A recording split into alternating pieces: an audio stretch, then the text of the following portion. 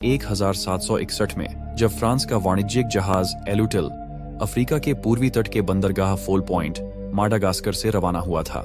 इसका उद्देश्य था कि वह वहां से जबरदस्ती उठाए गए अफ्रीकी गुलामों को लेकर आइल डी फ्रांस यानी मॉरिशस पहुंचाए और उन्हें मजदूरों के रूप में बेच दिया जाए। उस समय अफ्रीका के गांवों से लोगों को जबरदस्ती घरों से उठा लिया जाता था और उन्हें गुलाम बनाकर चुपके से और गैर कानूनी ढंग से व्यापारी बड़ी रकम लेकर बेच देते थे। इन गुलामों से महलों में, खेतों में और जहाजों पर कठोर श्रम करवाकर व्यापारी मोटी रकम कमाते थे और भी ऐसे काम लगाकर व्यापारी अच्छा मुनाफा कमाते थे। उसी युग में गोरे अमेरिकन लोग आजाद रहते थे और काले अफ्रीकी लोग गुलाम माने जाते थे। लुतील पर कुल 160 अफ्रीकी गुलाम पुरुष, महिलाएं और बच्चे सवार थे तथा जहाज पर 142 फ्रांसीसी नाविक और अधिकारी मौजूद थे। जहाज की कमान जीन डी ला फार्गू के हाथ में थी और नेविगेशन की जिम्मेदारी बार्थेलेमी कैस्टेलान दु वेर्ने के पास थी। उनका मार्ग फाउल पॉइंट माडागास्कर से मॉरिशस तक था और समुद्री परिस्थितियों के अनुसार यह आमतौर पर 4 से 6 दिन का कठिन सफर माना जाता था। जहाज भारी भरी हुई स्थिति में खाद्य सामग्री, साधन और गुलामों के साथ समुद्र में आगे बढ़ा। मॉरिशस पहुंचने से पहले समुद्र में एक छोटा निर्जन द्वीप था जिसका नाम ट्रोमिलिन आइलैंड था। यह द्वीप फाउल पॉइंट माडागास्कर से लगभग 570 किलोमीटर दूर समुद्र में स्थित था। मार्ग में आते हुए 31 जुलाई 1761 की रात तेज तूफान के समय लुतील उस द्वीप के पास फैले रीफ से टकरा गया। जहाज रीफ के समीप ही क्षतिग्रस्त हुआ और डूब गया। जहाज डूबते समय बहुत भरा हुआ था और उसके निचले हिस्से जल्दी पानी में दब गए। नीचे डेक में बंद कई अफ्रीकी गुलाम बाहर नहीं निकल पाए और उनमें से अधिकांश डूब कर मरे क्योंकि वे जहाज के सबसे निचले और घने हिस्से में बंद थे। कुछ अफ्रीकी गुलाम इस वजह से बच पाए क्योंकि जहाज के सबसे निचले हिस्से में उन्हें रखा गया था और वहीं पर एक बड़ा सा टकराव हुआ। उसी वजह से वहां एक बड़ा सा छेद बन गया और कुछ लोग उसी छेद से बाहर निकलकर अपनी जान बचाने में कामयाब हुए। वहीं फ्रांसीसी नाविकों में से ज्यादातर लोग ऊपर के डेक पर थे, इसलिए उन्हें बाहर निकलने का अधिक अवसर मिला।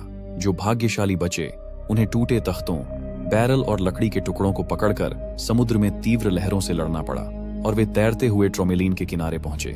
इस संघर्ष के बाद कुल मिलाकर 122 फ्रांसीसी नाविक और 60 अफ्रीकी गुलाम किनारे पर सुरक्षित पहुंचने में सफल हुए। डूबते जहाज पर मौजूद गोरे नाविक और अधिकारी जिनके पास जहाज पर नियंत्रण था, जीवित बचे 60 अफ्रीकी गुलामों से कहा कि वे जहाज के पास जाकर जितना भी उपयोगी सामान हो उसे द्वीप के किनारे तक ले आए। इन गुलामों ने समुद्री जानवरों और भयावह लहरों के बावजूद बहादुरी दिखाई और 2 घंटे के भीतर जितना संभव था वह सब सामान किनारे तक पहुंचा दिया। ट्रोमेलिन द्वीप वास्तव में एक छोटा, सपाट और निर्जन टुकड़ा था।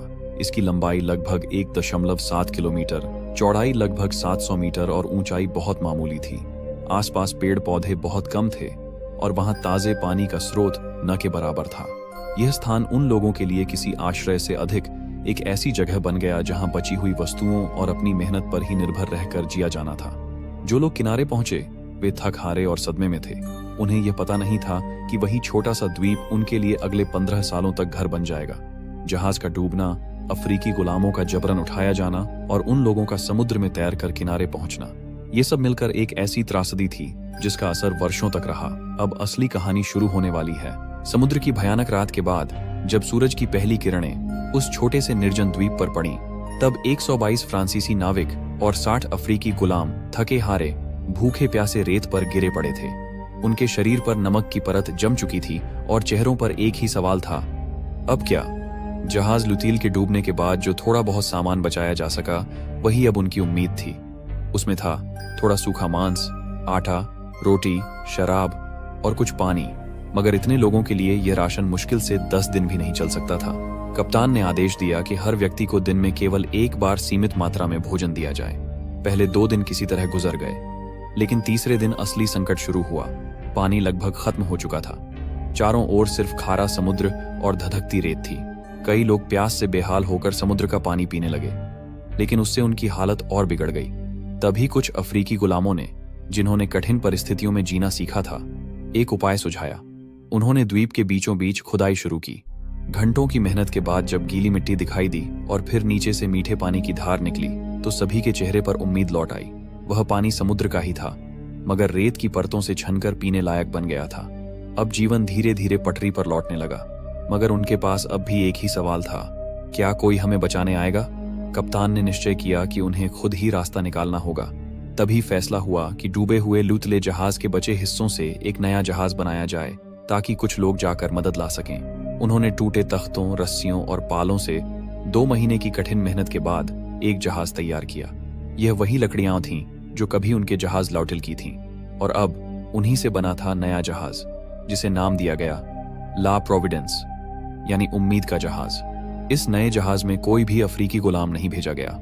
सिर्फ वे फ्रांसीसी नाविक और अधिकारी सवार हुए जो जीवित बचे थे। जब जहाज चलने वाला था, तब सभी लोगों ने मिलकर आसमान की ओर देखा और प्रार्थना की कि यह यात्रा सफलता लाए और वे मदद लेकर वापस लौटें। कप्तान ने उन 60 अफ्रीकी गुलामों से वादा किया, हम लौटेंगे, तुम्हें यहां से जरूर ले जाएंगे। फिर ला प्रोविडेंस समुद्र की गहराइयों की ओर बढ़ चला, मगर यह सफर आसान नहीं था। समुद्र उग्र था, लहरें ऊंची थीं और जहाज बार बार तूफानों में फंस रहा था। लगातार 4 दिनों तक जूझने के बाद वे लोग मैडागास्कर के तट के पास पहुंचे, लेकिन वहां पहुंचने से पहले ही जहाज में बीमारी फैल गई। कुछ ही दिनों में कई नाविक बीमार पड़ गए और उनमें से कई की मौत हो गई। जो लोग बचे, उन्होंने उन मृत नाविकों को समुद्र में ही दफना दिया। आखिरकार कुछ थके मांदे लोग किसी तरह मैडागास्कर के तट तक पहुंचे और वहां के गवर्नर को सारी घटना सुनाई। कैसे लुतील डूब गया, कैसे उन्होंने नया जहाज बनाकर जान बचाई और कैसे 60 अफ्रीकी गुलाम अब भी उस निर्जन द्वीप पर फंसे हैं। उन्होंने विनती की कि किसी तरह मदद भेजी जाए, लेकिन गवर्नर ने यह सुनकर गुस्से में जवाब दिया, यह पूरा अभियान गैर कानूनी था। तुम गुलामों को अवैध रूप से ले जा रहे थे। अब मैं कोई जहाज नहीं भेज सकता। वह उस समय युद्ध की स्थिति में था और उसके पास जहाज भी नहीं थे, इसीलिए उसने मदद भेजने से साफ इनकार कर दिया। वह जहाज जो उम्मीद लेकर निकला था, ला प्रोविडेंस, अब बेबस होकर वहीं ठहर गया। जिनके पास मदद मांगने की जिम्मेदारी थी, उन्होंने भी चुप्पी साध ली। उधर ट्रोमेलिन द्वीप पर 60 अफ्रीकी गुलाम हर दिन समुद्र की ओर देखते रहे। वे सोचते रहे, शायद आज कोई जहाज आएगा। उन्होंने तट पर पत्थरों से हेल्प लिखा, धुआं उठाया और आसमान की ओर निहारते रहे, लेकिन कोई मदद नहीं आई।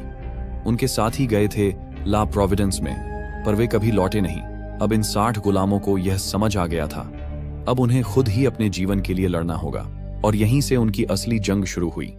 जब समझ आ गया कि अब कोई मदद नहीं आने वाली, तो बचे हुए 60 अफ्रीकी गुलामों ने मिलकर जीवित रहने के तरीके निकालने शुरू कर दिए।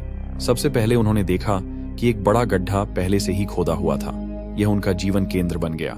बरसात का पानी वहीं जमा होता और यही उनका पीने का साधन था। समय के साथ वे इसे और गहरा करते गए ताकि थोड़ी सी भी बारिश का पानी लंबे समय तक बचा रहे। लकड़ी बहुत कम थी, लेकिन लुतील जहाज के डूबे हुए मलबे के पास कुछ लकड़ी बची हुई थी जिसे इस्तेमाल किया जा सकता था, पर वह जगह दूर और खतरनाक थी, इसलिए वे उस तक नहीं जा सके। इसके बावजूद उन्होंने रेत खोदकर और अपने आसपास की सामग्री से छोटे छोटे रेत घर और छत जैसी संरचना बनाई। रेत की दीवारें उभार कर, समुद्री घास, टहनियाएं और जहाज के टूटे कपड़ों से उन्हें ढककर आश्रय तैयार किया। खाना पाने के लिए पहले वे किनारे आने वाले छोटे छोटे कछुए और समुद्री पक्षियों पर निर्भर रहे, लेकिन बड़ी मछलियां पकड़ने के लिए उन्हें ठोस उपाय अपनाने पड़े। उन्होंने बांध और जाल बनाना शुरू किया।